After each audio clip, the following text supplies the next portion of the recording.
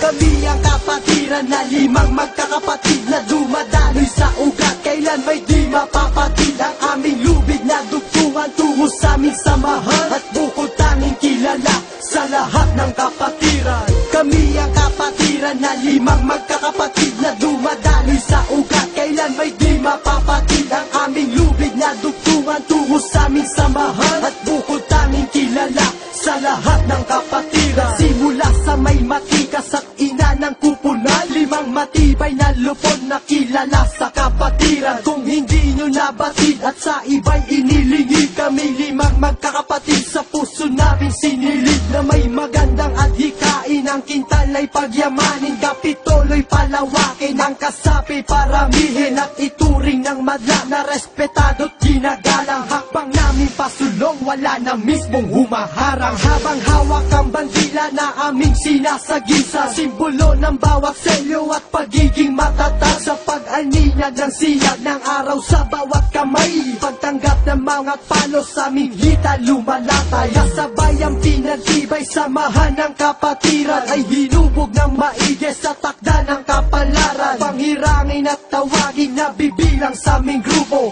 daan upang makilala na brad ng mga singko.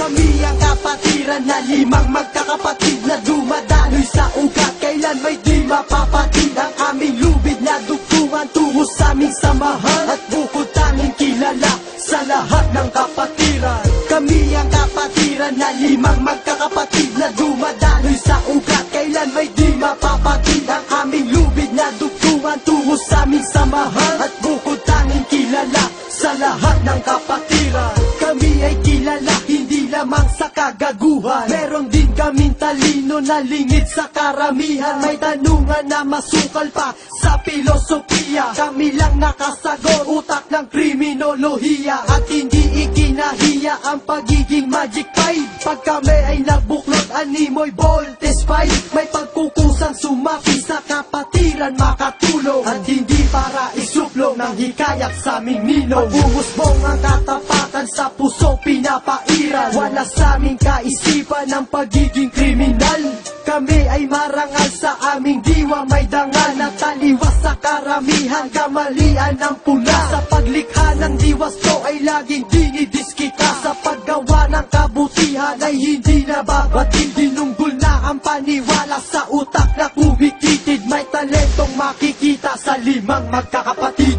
Kami ang kapatiran na limang magkakapatid na dumadaloy sa ugat. Kailan may di mapapatid ang aming lubid na dugtungan tungo sa aming samahan at bukod tanging kilala sa lahat ng kapatiran. Kami ang kapatiran na limang magkakapatid na dumadaloy sa ugat. Kailan may di mapapatid ang aming lubid na dugtungan tungo sa aming samahan at bukod tanging kilala sa lahat ng kapatiran. Kay dami na ang bumatikos at bumabato ng dungis, may mga naiinis sa pag-unlad ay mabilis, at sa iba ay bumabagal parang lakad ng pagong. Ang animoy di pumabor, usad ng kanilang gulong. May mga bumubulong pag kami ay nakatalikod. Bakit daw kami angat? Syempre di kami pagod. Sa paghikayat ng kasapi may magandang dinudulot, at hindi basta-basta sa tabi lang nagpupulot ng mga salot na basura sa daan ay nakakalat. Sinambulat ang sarili bagaman amoy maalat. Pag kami ay sumiyasat dun sa may abilidad, nagampanan lahat ng kanyang responsibilidad at dignidad. Nakatangian na likas din ang umakay, kahit inahin pa ng iba tatalikdan ng inakay.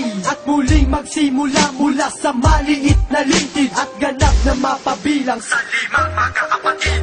Kami ang kapatiran na limang magkakapatid na dumadaloy sa ugat. Kailan may di mapapatid ang aming lubid na dugtungan tungo sa aming samahan at bukod tanging kilala sa lahat ng kapatiran. Kami ang kapatiran na limang magkakapatid na dumadaloy sa ugat. Kailan may di mapapatid ang aming lubid na dugtungan tungo sa aming samahan at bukod tanging kilala sa lahat ng kapatiran. Kami ang kapatiran na limang magkakapatid na dumadaloy sa ugat. Kailan may di mapapatid ang aming lubid na dugtungan tungo sa aming samahan